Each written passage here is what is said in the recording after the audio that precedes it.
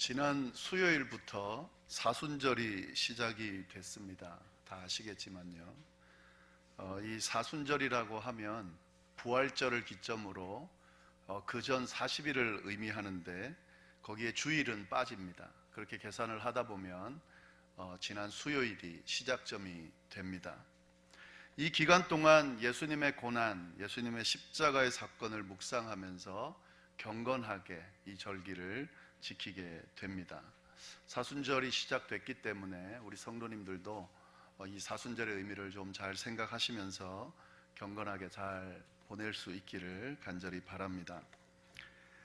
자, 이 사순절을 보내면서 이 경건하게 보낸다라고 했을 때 그러면 어떤 내용을 묵상하면서 어떻게 경건하게 보낼 수 있는가 하는 질문이 생기는데요. 일반적으로는 그 예수님의 고난받으심, 또 십자가를 지심, 죽으심 이런 내용들을 가지고 우리가 쭉 묵상하면서 예수님께서 어떤 과정을 겪으면서 저희를 구원하셨는지 이런 묵상들을 일반적으로 하게 됩니다.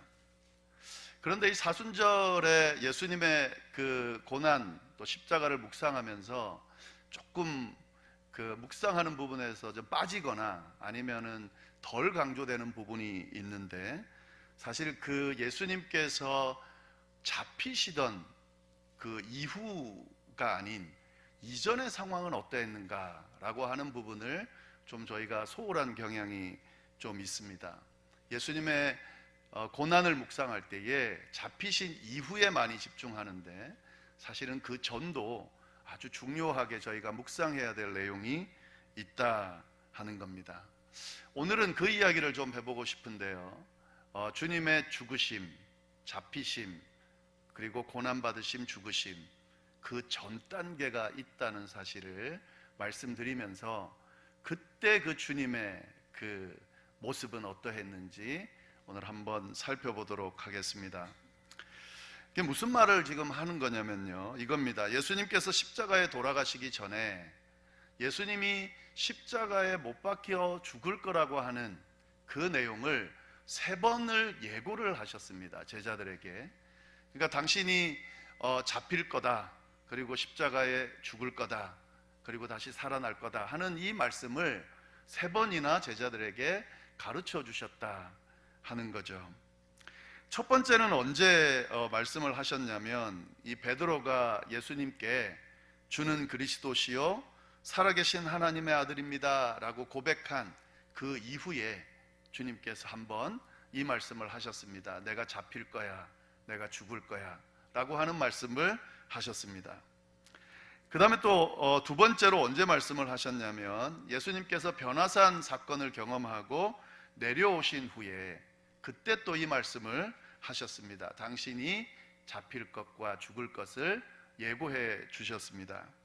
그리고 세 번째로 예루살렘으로 이제 십자가를 지시기 들어가기 전에 예수님이 세 번째로 그 이야기를 해 주셨습니다.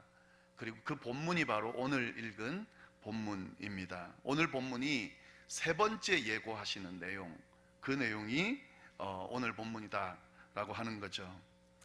사순절 기간 동안 저희가 함께 묵상하고 싶은 내용, 예수님께서 십자가를 지시기 전에, 잡히시기 전에 이 예수님께서 돌아가실 거라고 하는 이 예고를 드리는 이때 이 상황, 이때 예수님의 모습은 어떠했을까, 그걸 좀 함께 묵상하고자 한다 하는 거죠. 특별히 세 번째, 오늘 본문에 나오는 세 번째 예고하실 때 그때 예수님의 모습이 어땠을까, 상황이 어떠했을까, 우리 함께 좀 나눠보면서 예수님의 모습을 한번 살펴보도록 하겠습니다. 오늘 본문을 이해하기 위해서는 먼저 분위기를 파악하는 것이 아주 중요합니다. 어떤 분위기가 있는지 한번 좀 보면은 좋을 것 같은데요. 제가 말씀을 다시 한번 읽어보겠습니다. 어떤 분위기가 있는지 한번 느끼면서 보시면 좋겠습니다. 예루살렘으로 올라가는 길에 예수께서 그들 앞에 서서 가시는데 그들이 놀라고 따르는 자들은 두려워하더라. 이에 다시 12 제자를 데리시고 자기가 당할 일을 말씀하여 이르시되, 보라, 우리가 예루살렘에 올라가노니 인자가 대제사장들과 서기관들에게 넘겨지매 그들이 죽이기로 결의하고 이방인들에게 넘겨주겠고 그들은 능욕하며 침뱉으며 채찍질하고 죽일 것이나 그는 3일 만에 살아나리라 하시니라. 어떤 분위기가 좀 느껴집니까? 어떤 분위기가 느껴지는지를 발견해내셔야 되는데요, 긴장감이 느껴진다 하는 거죠. 근데 그 긴장감이 그냥 긴장감이 아니라 아주 굉장한 긴장감이 느껴집니다. 어떻게 세 절 읽고 알 수 있냐? 제가 지금 설명을 좀 드릴 텐데요, 이 설명을 좀 드리면 이 세 절밖에 안 되는 이 내용 안에 어떤 긴장감이 흐르는지를 알 수가 있습니다. 그 설명을 먼저 좀 드리면 32절 말씀해 보시면은요, 예루살렘으로 올라가는 길에, 여기부터 벌써 이 긴장감이 드러납니다. 예루살렘으로 올라가는 길에, 이 뒤에 내용이 나오지 않아도요, 이 구절만 가지고도 이 분위기가 굉장한 긴장감 있는 분위기다라고 하는 사실을 알 수가 있습니다. 왜 그런가 하면은요, 뭐 이렇게 이야기할 수도 있겠죠. 뭐 예루살렘에 올라가는 게 무슨 그런 분위기를 자아내는 겁니까? 왜냐하면은 이스라엘 사람들은 1년에 기본적으로 3번은 예루살렘으로 갑니다. 그리고 수십 대때로 예루살렘을 갑니다. 그러니까 일반적인 상황이에요. 근데 왜 예루살렘으로 올라가는 길에가 이런 긴장감을 주느냐 하는 겁니다.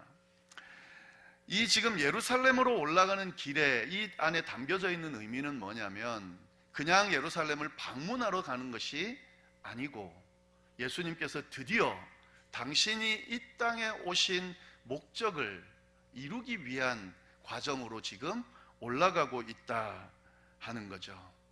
다시 말씀드리면 십자가 사역을 감당하기 위해서 올라가는 길이다 하는 그런 의미가 이 안에 담겨져 있는 겁니다. 그러니까 예루살렘이 가까워지면 가까워질수록 예수님이 십자가를 지실 시간이 가까워진다고 하는 의미가 이 안에 담겨져 있습니다. 그래서 예루살렘으로 올라가는 길, 이 말은 지금 예수님이 십자가를 지시기 위해 올라가는 길, 이런 의미가 담겨져 있기 때문에 굉장히 지금 분위기가 이 긴장한, 그런 긴장감이 있는 그런 분위기다 하는 거죠. 또 한 가지 더는요, 제자들의 반응입니다. 이 이제 예루살렘으로 올라가는 길에 예수께서 그들 앞에 서서 가시는데 그들이 놀라고 따르는 자들은 두려워하더라, 이렇게 돼 있습니다. 그들이 놀라고 따르는 자들은 두려워하더라. 이것만 보면은 뭐 그렇게 막 어떤 분위기인지 잘 모르겠죠. 그러나 이 상황을 잘 보면은요, 이게 굉장히 지금 그냥 두려워하는 정도가 아니라 엄청나게 두려워하고 있는, 그냥 놀라는 정도가 아니라 엄청나게 놀라고 하고 있는 그런 상황이라는 걸 알 수가 있습니다. 왜냐하면 이 예루살렘이라는 곳이 제자들에게 어떤 곳이냐면, 지금 예수님께서 예루살렘에 여러 번 올라가셔서요, 여러 가지 사역을 하셨어요. 말씀도 가르치시고.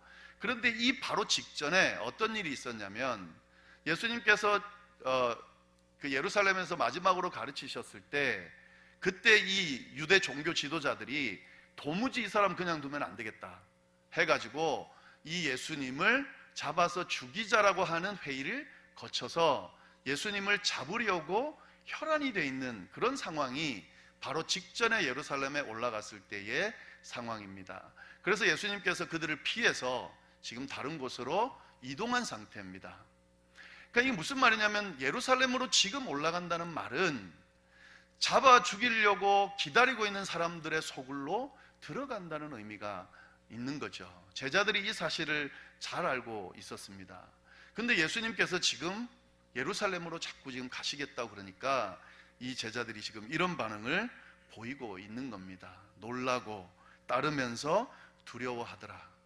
사실은 그 전에 이미 제자들이 예수님께, 예수님 거기 가면 죽습니다, 예수님을 지금 잡으려고 사람들이 기다리고 있습니다 라고 이야기를 했음에도 불구하고 예수님은 지금 앞장서서 막 지금 예루살렘으로 향해서 걸어가고 있다 하는 거죠. 굉장한 긴장감이 있는 그런 분위기다 하는 것을 알 수가 있습니다. 그 다음 한 가지 더는요, 이런 분위기만으로도 충분히 이렇게 우리가 알 수 있고 느껴지는데, 예수님께서 뭐라고 그러시냐면 이렇게 이야기를 합니다. 그 다음 구절 보시면, 이에 다시 12제자를 데리시고 자기가 당할 일을 말씀하여 이르시되, 자기가 예루살렘에 가면 어떤 일을 당하는지 제자들에게 아예 말씀을 해주시는데 뭐라고 이야기하냐면 이렇게 이야기합니다. 보라, 우리가 예루살렘으로 올라가노니 인자가 대제사장들과 서기관들에게 넘겨짐에 그들이 죽이기로 결의하고 이방인들에게 넘겨주겠고 그들은 능욕하며 침뱉으며 채찍질하고 죽일 것이나 그는 3일 만에 살아나리라 하시니라. 제자들도 지금 알고 있어요. 그래서 지금 놀라고 두려워하고 있는 상황인데, 마치 이거를 확인이라도 하듯이 예수님이 제자들에게 구체적으로 말씀해 주신다 하는 거죠. 자, 이제 우리가 예루살렘에 올라가면 대제사장들과 서기관들에게 잡혀서 넘겨지게 될 거고, 그들이 죽이기로 결의해서 이제 채찍질하고 침뱉으면서 결국에는 죽일 거다, 이 말씀을 하신다 하는 거죠. 분위기가 굉장히 엄해요. 지금 이 제자들은 아마 이 분위기 속에서 정말 놀라고 두려워하는 마음으로 지금 예수님을 따르고 있을 거다라고 하는 생각이 듭니다. 이런 분위기를 잘 느끼시면서 오늘 말씀을 보셔야 됩니다. 이런 분위기 속에서 예수님이 어떤 마음, 어떤 모습으로 지금 예루살렘으로 향하고 있는지를 우리가 발견해서 나누는 것이 오늘 말씀의 핵심 내용입니다. 이런 분위기 속에서 예수님이 어떤 모습을 보여주는가, 이런 예수님의 모습 통해서 우리가 발견할 수 있는, 묵상해 볼 수 있는 그런 예수님의 모습은 무엇인가 하는 것, 오늘 한번 한 3가지 정도로 좀 살펴보도록 하겠습니다. 이런 긴장감 가운데 우리가 느낄 수 있는 예수님의 모습, 첫 번째는 뭐냐면 고독입니다. 고독. 예수님의 고독입니다. 예루살렘으로 올라가고 있는 예수님의 마음이 어떠했을까를 우리가 한번 생각해 보면 좋을 것 같은데요. 지금 올라가게 되면 이제 곧 잡히게 될 거고, 침뱉고 채찍질 맞으면서 곧 십자가의 죽음을 맞이해야 하는 곳이라는 것을 알매도 불구하고 지금 예수님이 그 길을 올라가고 계신다 하는 거죠. 이 과정 자체도 굉장히 좀 안타깝지만 이 예수님의 이 여정을 공감하는 사람이 없다고 하는 것이 참으로 안타까운 모습입니다. 예수님께서 지금 십자가를 지시러 예루살렘으로 올라가는 이 상황을 제대로 이해하고 제대로 공감하고 제대로 그의 마음을 헤아리려고 하는 사람이 주변에 아무도 없다 하는 거죠. 철저하게 혼자 결정하고 철저하게 혼자 이 길을 걸어가야 한다 하는 상황입니다. 대신 지어줄, 대신 감당해줄 누군가가 있으면 좋겠는데 그 존재도 없어요. 예수님이 아니면 이 길을 걸어갈 수 없기 때문에 예수님이 친히 직접 이 길을 걸어가고 있다 하는 거죠. 물론 제자들이 지금 함께하고는 있습니다. 그런데 제자들이 지금 하는 말은 죽지 말라고, 죽으러 가지 말라고, 예루살렘 가지 말라고 말리려고 애쓰는 그런 제자들 뿐입니다. 철저하게 고독하게 이 길을 걸어가고 있는 이 예수님의 모습, 이 모습을 이번 사순절 기간 동안 한번 묵상해 보시면 어떨까 하는 생각이 듭니다. 이 고독, 예수님은 이 고독 가운데 어떻게 이 고독을 감당하면서 이 과정을 걸어가셨을까 한번 잘 진지하게 질문하시면서요, 이 예수님의 모습을 한번 묵상해 보시면 좋을 것 같습니다. 그런데 한 가지 묵상하실 때 이 부분을 같이 묵상하시면 좋겠는데요, 이 지금 예수님의 이 고독이 어떤 고독이냐 하는 거죠. 이미 좀 답을 좀 드리면은요, 지금 이 고독이 절망을 향해 걸어가는 고독이 아니라고 하는 것을 함께 염두에 두면서 좀 묵상하시면 좋을 것 같아요. 그게 무슨 말이냐면 희망을 전제로 한 고독이다 하는 거죠. 목적이 있으신 거예요. 이 길을 걸어가는 것이 무슨 목적이냐면 인류를 살리기 위한 고독이다 하는 거죠. 하나님께서 함께 하시는 고독이다 하는 거죠. 하나님께서 힘이 되어 주셔서 이 일을 감당하게 해줄 것이라고 하는 확신에 차 있는 고독이다 하는 거죠.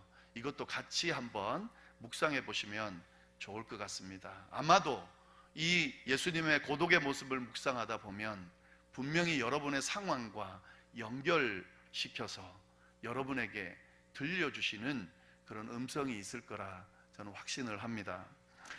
한 가지 더는요, 이 본문에서 살펴볼 수 있는 예수님의 모습은 용기입니다. 용기. 무슨 말인가?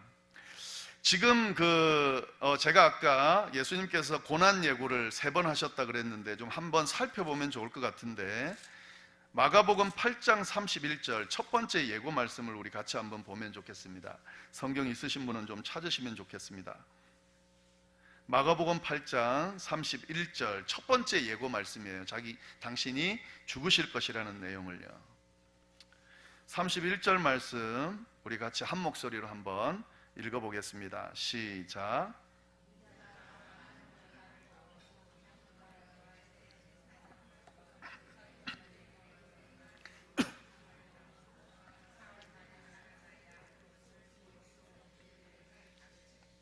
죽임을 당하고 사흘 만에 살아야 할 것을 가르치셨다. 이 첫 번째로 예고하신 내용이에요.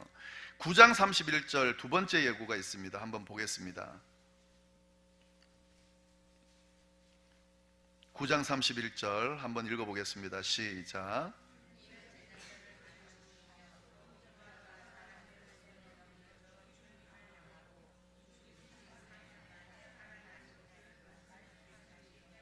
네, 두 번째 말씀을 예고를 하셨습니다. 마지막으로 오늘 본문 10장 33, 34절을 우리 함께 한 목소리로 한번 읽어보겠습니다. 시작.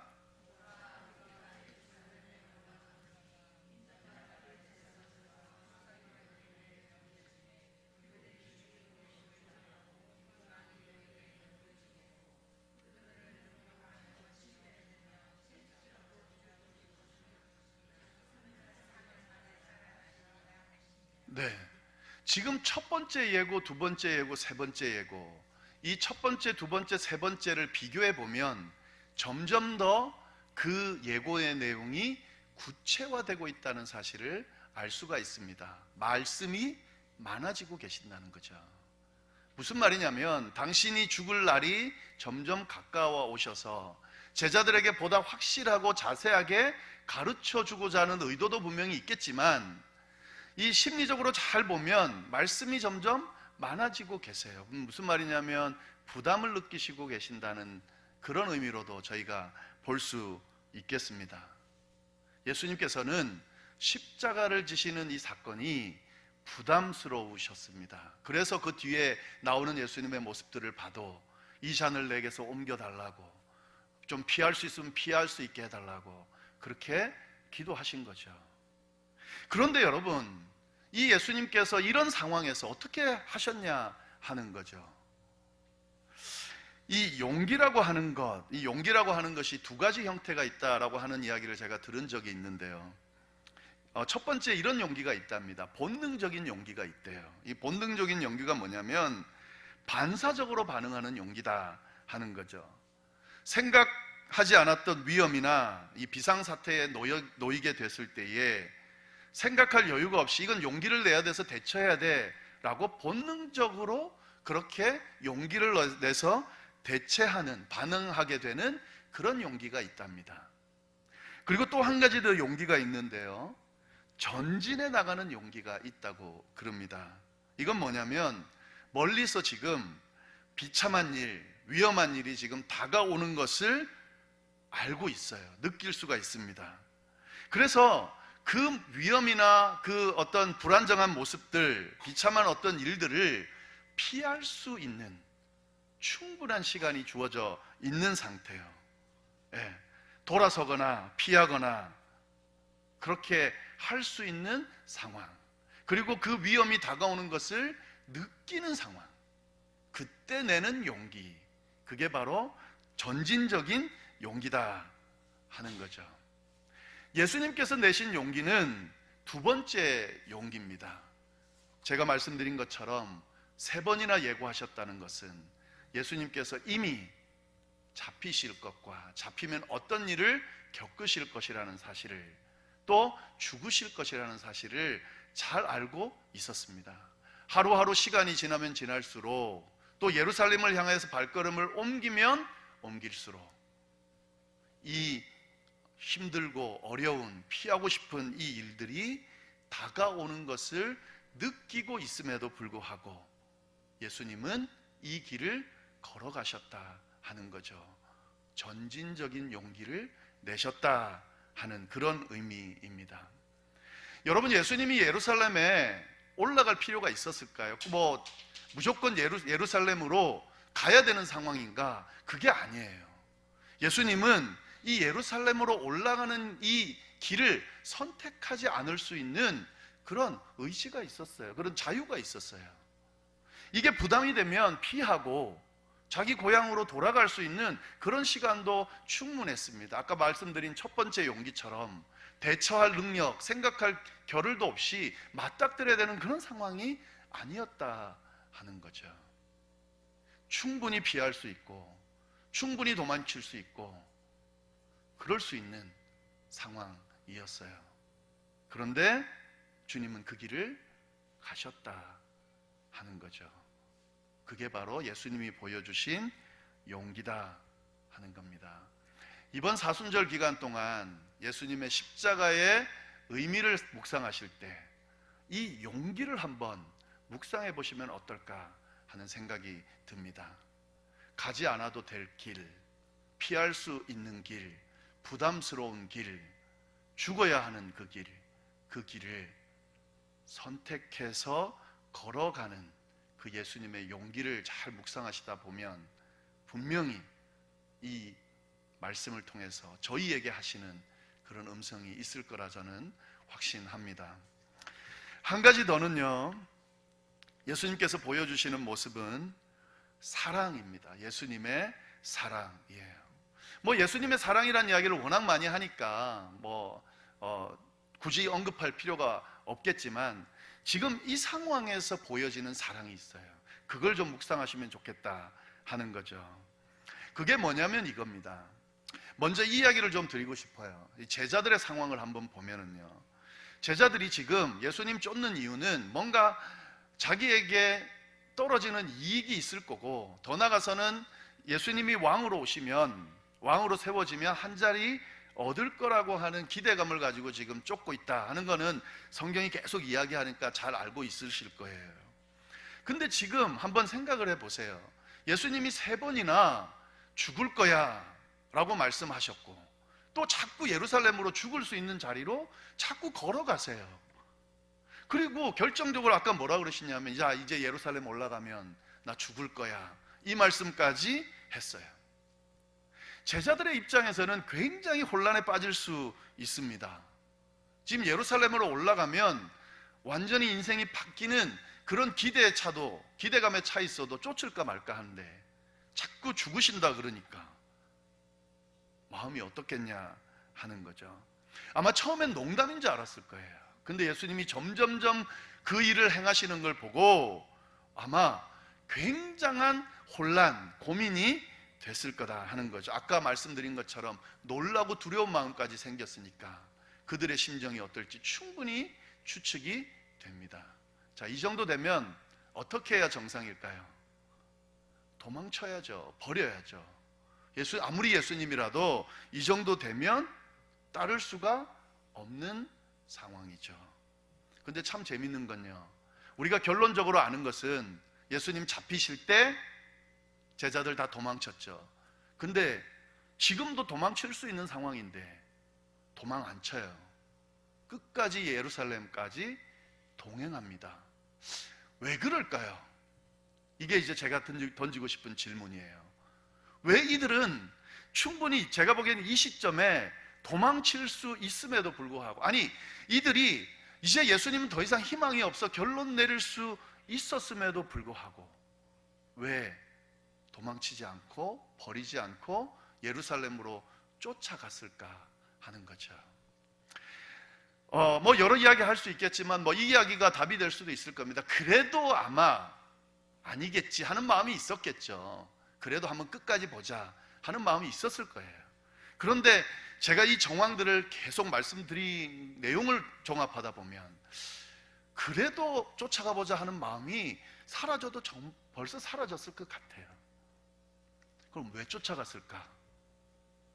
예수님의 사랑인 거예요. 사랑받은 거예요, 이 사람들이. 여러분, 요한복음 13장 1절에 보면 예수님께서 잡히기 전에 요한이 뭐라고 표현을 하냐면 이렇게 표현을 해요. 6월절 전에 예수께서 자기가 세상을 떠나 아버지께로 돌아가실 때가 이른 줄 아시고, 그 다음 무슨 말씀이 있냐면 이 말씀이 있어요. 세상에 있는 자기 사람들을 사랑하시되 끝까지 사랑하시니라.